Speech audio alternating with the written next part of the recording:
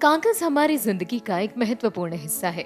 School, college, office या घर, हर जगह कागज का इस्तेमाल होता है।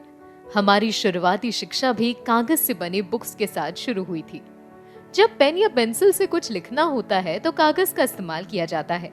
किसी चीज को ढकने, कैरी बैग बनाने इत्यादि में भी कागज का ही इस्तेमाल होता है। लेकिन क्या कभी आपने सोचा है कि ये कागज आता कहाँ से है और ऐसा क्यों कहा जाता है कि भाई कागज को सोच समझ के इस्तेमाल करना चाहिए, ज्यादा पेपर वेस्ट नहीं करना चाहिए? नहीं पता? तो चलिए आज हम आपको बताते हैं कि ये कागज आता कहाँ से है और बनता कैसे है।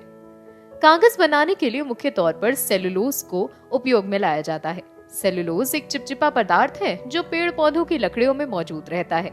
कागज के निर्माण के लिए सेलुलोज के रेशे को आपस में जोड़कर एक पतली परत तैयार की जाती है।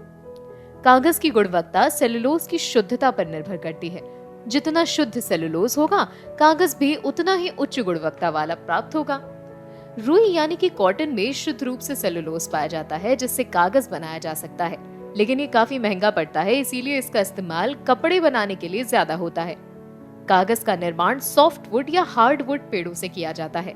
लेकिन कागज बनाने के लिए काम आने वाले वुड पल्प का 85% सॉफ्ट वुड शंकुधारी पेड़ों से लिया जाता है, क्योंकि इनके फाइबर्स की लंबाई ज्यादा होती है और इसमें एक मजबूत कागज बनता है। इन कैटेगरीज में आने वाले मुख्य पेड़ों के नाम हैं पाइन, स्प्रूस, फर, हेमलॉक, लार्च।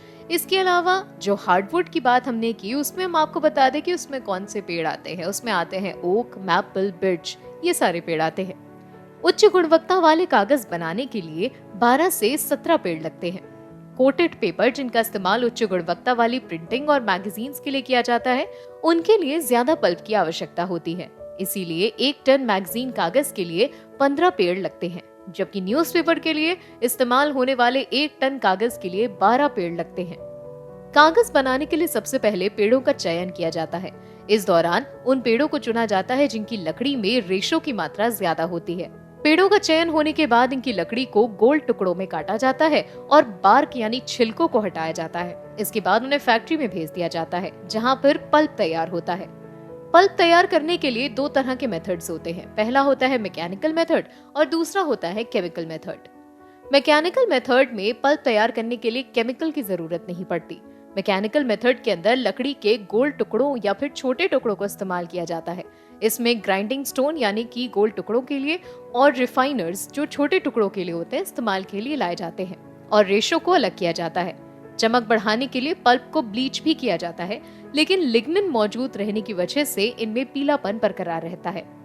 इस मेथड से बना कागज काफी नरम होता है और साथ ही ज्यादा अपारदर्शिता वाला होता है। इससे बने कागज का इस्तेमाल न्यूज़पेपर या फिर मैगजीन के लिए होता है, क्योंकि उसमें स्याही अच्छे से बैठ जाती है। इसके अलावा एक और मेथड इस्तेमाल में लाया जाता है, जिसको कहते हैं केमिकल पल्पिंग मेथड। ये सबसे अधिक उपयोग में लाए जाने वाला पल्पिंग प्रोसेस है। इस प्रक्रिया में लकड़ी के छोटे टुकड़ों को भाप में पकाकर सॉफ्ट किया जाता है और किसी फंसी हुई हवा को बाहर निकाला जाता है। उसके बाद पेपर को इस्तेमाल युक्त बनाने में इसका यूज होता है।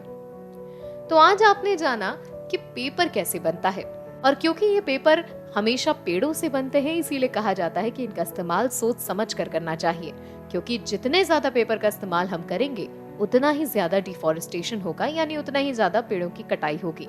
इसीलिए पेपर का इस्तेमाल सोच समझ कर करिए और इसी तरह के इन्फॉर्मेटिव वीडियोस के लिए देखते रहिए अमर उजाला। डाउनलोड करें अमर उजाला ऐप और पाएं खबरें लगातार।